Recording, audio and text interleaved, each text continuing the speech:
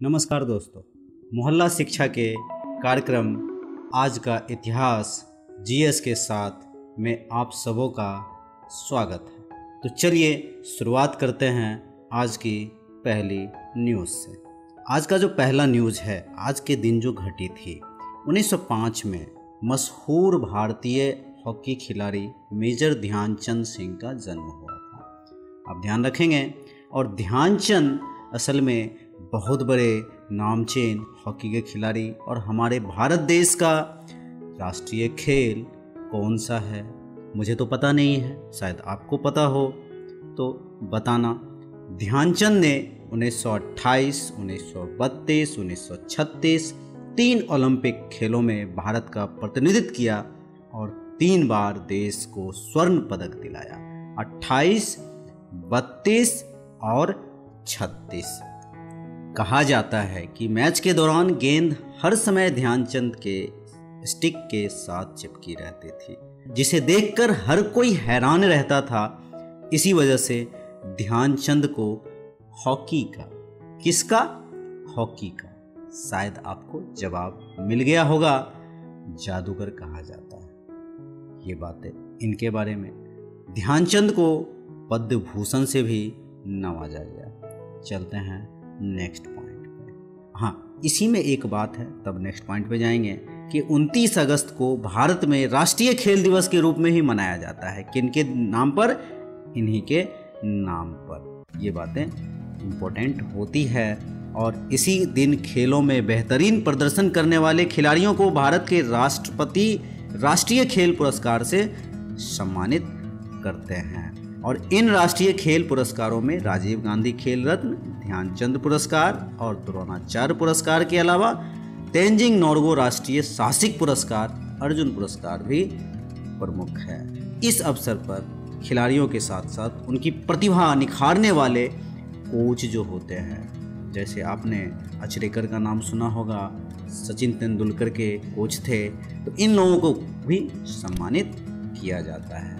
चलते हैं next point पे। नेक्स्ट पॉइंट की बात करें तो 29 अगस्त 2014 को एटनबरा, ये नाम है, असल में इनकी मृत्यु हुई थी, देहांत हुई थी। ये इम्पोर्टेंट इसलिए है कि महात्मा गांधी के जीवन और भारत की आज़ादी पर एक मूवी है गांधी, हॉलीवुड की मूवी है ये, यही एटनबरा ने बनाया था।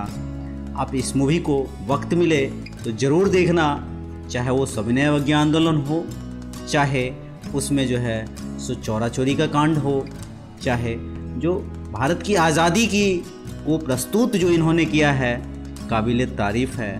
और 11 श्रेणियों में नामांकन होता है ऑस्कर में, और 11 में आर्ट्स जीत जाता है। मूवी देखना, गांधी जी के बारे में बहुत सारी चीज़ें आपको प्रत्यक्ष दिखेगी। पुरानी मूवी है, इसमें भारतीय एक्टर भी आपको दिखेंगे।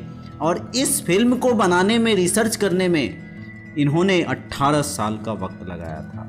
बहुत हिट हुई थी, अब ऑस्कर मिला है। तो चलते हैं नेक्स्ट पॉइंट। अंग्रेजों ने सूरत की लड़ाई में पुर्तगालियों को आज ही के दिन 1612 में हराया था। ये बात। चलते हैं नेक्स्ट पॉइंट। ब्रिटिश दास उल्मुनन अधिनियम, दास प्रथा जो चल रहा था 1833 में, इनको कानून का रूप दिया गया कि आप दास के रूप में नहीं रख सकते हैं। चलते हैं नेक्स्ट पॉइंट। संविधान का मसौदा तैयार करने के लिए डॉक्टर भीमराव अंबेडकर की अध्यक्षता में प्रारूप समिति का गठन किया गया। तो आज हमने इतनी सारी बातें इतिहास के बारे में देखी।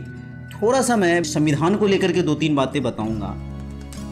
हुआ क्या, 9 दिसंबर 1946 का दिन था, और 9 दिसंबर 1946 बहुत इंपॉर्टेंट डेट है। आप इसको एकदम रट लो, एक तरह से कहा जाए तो। अस्थाई अध्यक्ष, संविधान सभा का अस्थाई अध्यक्ष कौन था?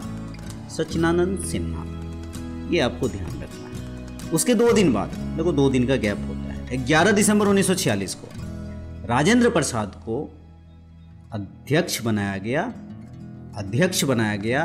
मतलब ये कि अब इनके अस्थाई अध्यक्ष कौन होंगे? राजेंद्र प्रसाद। 11 के बाद 13 दिसंबर को हमारे नेहरू जी ने उद्देश्य प्रस्ताव लेकर आए और इसी उद्देश्य प्रस्ताव को एक मार्गदर्शक भी कहा जाता है। और 13 दिसंबर के बाद 22 जनवरी 1947 को इसे स्वीकार कर लिया जाता है।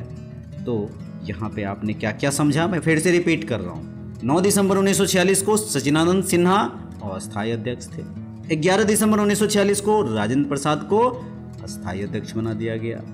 13 दिसंबर 1946 को उद्देश्य प्रस्ताव, 9-11-13, 9-2-11, 2 दिन बाद 11-12-13, 2 दिन का गैप है। और 22 जनवरी 1947 को इसको स्वीकार कर लिया गया।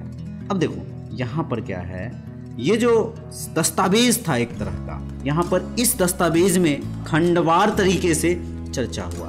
प्रथम वाचन हुआ, द्वितीय वाचन हुआ, तृतीय वाचन हुआ। इस तरह से ये सिलसिलावार चलता है। और इसमें हालांकि है बहुत सारी चीज़ें, लेकिन फिर कभी डिस्कस करेंगे।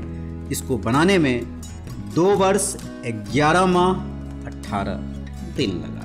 ये अक्सर एग्ज़ाम में पूछा जाता है। कितना?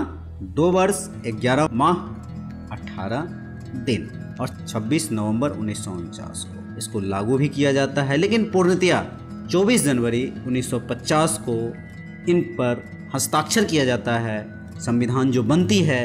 और यहाँ पर जो है सो आपको याद हो 26 जनवरी 1950 को पूर्णतया लागू होता है। और हम लोग 26 जनवरी जो मनाते हैं गणतंत्र दिवस के रूप में, हम लोग अच्छी तरह से जानते हैं। हमारा संविधान, हमारे भारत का संविधान के द्वारा हम भारतवासी चल रहे हैं। भारत के संविधान को बनाने में जितने लोगों ने एफर्ट लगाया, जो हमारी संविधान सभा के लोग थे, और इतनी अच्छा संविधान बनाया कि पूरा विश्व भी, हालांकि उस समय बहुत क्रिटिक्स भी हुआ, बहुत सारे लोगों ने बहुत कुछ कहा, ये कॉपी है, बहुत सारी चीज़ें कहीं, इसमें अच्छी चीज़ें नहीं हैं। लेकिन आज भी हम इसको एकदम शानदार तरीके से उदाहरण दिया जाता है दूसरे देशों में। तो ये सारी बातें हमने आज के इतिहास को देखा। जय हिंद, जय भारत।